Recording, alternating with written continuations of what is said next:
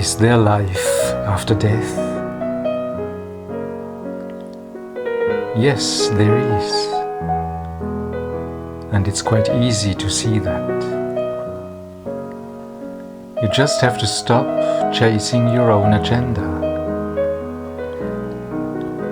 I still have to do this, and I really want to do that, and I should and I shouldn't. When all that has come to rest, look at your own consciousness. Without thinking, just look. What is this? What are you, dear consciousness? And it will begin to reveal itself.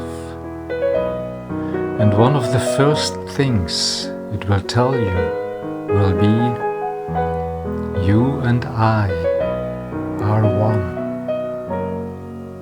And I am not mortal. And this in a way that cannot be doubted.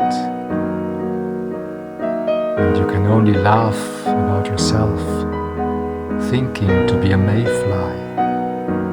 This realization will completely change your life. Because now you can no longer do all the nonsense only mayflies can. And the horizon opens up into a deeper, more comprehensive dimension of life.